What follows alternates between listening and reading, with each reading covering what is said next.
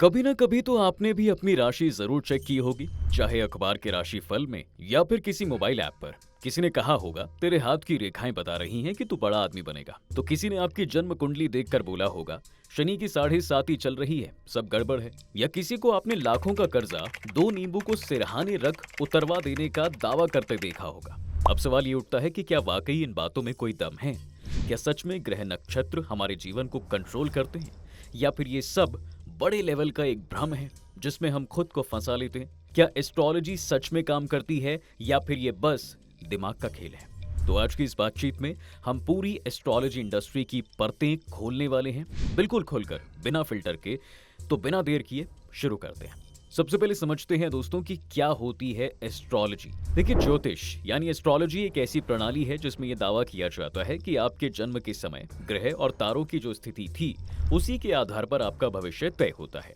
आपकी पर्सनालिटी, आपकी जॉब, आपकी शादी, सब कुछ।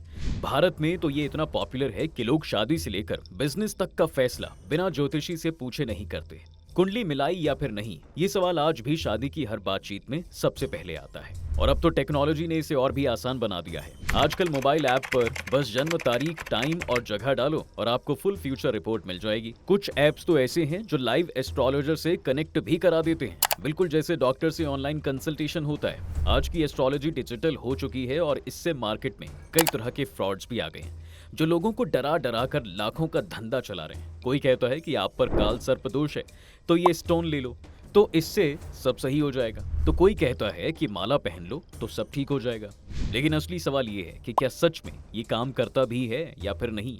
देखिए, ज्यादातर लोग एस्ट्रोलॉजी को एक साइंस मानते हैं क्योंकि इसमें गणित और खगोल विज्ञान का एक तड़का होता है। पर यहाँ पर एक कैच है, इसे विस्तार से समझते हैं। दरअसल भारतीय ज्योतिष दो हिस्सों में बटी है। पहली, गणितीय भाग, जहां ग्रहों की सटीक स्थिति को कैलकुलेशन की जाती है। दूसरा, फलित भाग, जिसमें इन पोजीशंस के आधार पर भविष्यवाणी की जाती है। पहला भाग तो सच में साइंस की तरह है क्योंकि ये कैलकुलेशन और एस्ट्रोनॉमी पर आधारित है, पर असली मामला है फलित ज्योतिष, यानी ग्रहों की पोजीशन देखकर आपके करियर, शादी या भाग्य का अंदाजा लगाना। सारा झोल और लूट खसोट गलत लोगों द्वारा फलित ज्योतिष को लेकर ही मचाया जा रहा है। जबकि फलित ज्योतिष के अनुसार किसी सिचुएशन के होने की एक संभावना होती है जो प्लैनेटरी अलाइनमेंट्स को देखकर लगाई जाती है, और ये पूरी तरीके से फिक्स नहीं होती। इसके सच होने की संभावना काफी हद तक ग्रह, काल, पात्र पर भी निर्भर करती है। इसे सिंपल शब्दों में डेटा एनालिटिक्स के जैसे समझिए। पहले के लोगों ने देखा कि किसी खास प्लैनेटरी अलाइनमेंट्स के दौरान पैदा हुए लोगों में किसी खास तरह का गुण मिला, या उनके जीवन में किसी खास तरह की सिचुएशन आई, तो अंदाजा लगाया गया कि ग्रहों की चाल या स्थिति ऐसी रही होगी तो इस तरीके के हालात हुए होंगे। अब यहाँ पर प्रकृति के नियमों को प्लैनेट्स के कैरेक्टरिस्टिक्स के इंसानों के साथ तुलना किया गया। मान लीजिए कि जो सूर्य ग्रह है उसका क्या कैरेक्टर है? गर्म होना। सूर्य के उगने के बाद ही दुनिया में लोगों का दिन शुरू होता है और वो अपने काम में लग जाते हैं। तो यहाँ से एक कैरेक्टरिस्टिक्स ये भी निकाली जा सकती है, किसी बच्चे के पैदा होते वक्त सूर्य का प्रभाव डोमिनेशन में है तो संभव है कि वो बच्चा गर्म मिजाज है, उसे ज्यादा गुस्सा आता हो, साथ में उसमें राजा जैसे गुण भी हों। अब ये पूरी तरीके से सच हो इसकी 100% गारंटी नहीं दी जा सकती क्योंकि प्लैनेट्स के अलाइनमेंट्स तो हर सेकंड्स में बदल रहे हैं। इसलिए ज्योतिष के अनुसार मामूली डेविएशन भी प्रेडिक्शन में देखने को मिल सकता है। लेकिन ज्योतिष में लगभग 2 घंटे के समय को एक सैंपल साइज मानकर चला जाता है और उस हिसाब से ग्रहों की चाल वगैरह को देखा भी जाता है। इसलिए कुंडली में 12 भाव होते हैं। सभी भावों को 2-2 घंटे अप्रॉक्स मान लें तो दिन के 24 घंटे पूरे हो जाते हैं।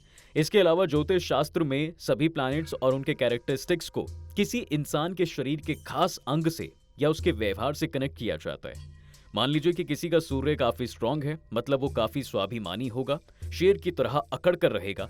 लेकिन यदि उसका शनि और बुध कमजोर हैं तो वो कम मेहनती और कम बुद्धिमान होगा। इसका सबसे बड़ा उदाहरण आपने देखा ही होगा कि कई लोग भले ही रिक्शा चलाएं या कोई छोटा मोटा काम करें, लेकिन उनका स्वभाव या बिहेवियर ऐसा होता है मानो वो कहीं के राजा हों।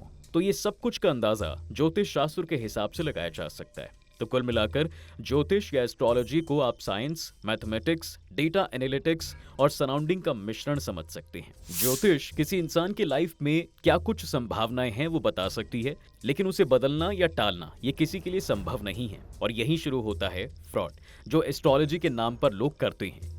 ज्योतिष के कैलकुलेशन और एनालिसिस के बाद अगर किसी को ये समझ में आ गया है कि सामने वाले व्यक्ति के जीवन में कुछ अच्छा होने की संभावना बन रही है, तो वो उसे फालतू या कोई उपाय बता देगा कि कुत्ते को रोटी खिलाएं या 2 नींबू सिरहानी रखें, इससे सब ठीक हो जाएगा। और फिर जब समय आएगा उसका सब कुछ अच्छा होने लगेगा, तो व्यक्ति को लगेगा कि इस उपाय से ही सब कुछ ठीक हुआ है।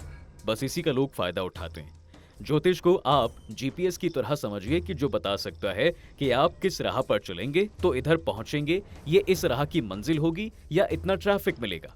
लेकिन वो ना तो ट्रैफिक बढ़ा सकता है और ना ही घटा सकता है। इसलिए एस्ट्रोलॉजी से ना तो आप किसी संभावना को बदल सकते हैं और ना ही नई संभावनाएं बना सकते हैं। बस आप उन पॉसिबिलिटीज को जान सकते हैं। इसलिए जितना हो सके पाखंडी लोगों से दूर रहें, जो आपको रातों रात कर्जा उतारने की विधि बताते हो या करोड़पति बनाने का ज्ञान देते हो। और हाँ, एस्ट्रोलॉजी को यहाँ कोसना या उसे गलत विद्या बताना सही भी नहीं होगा।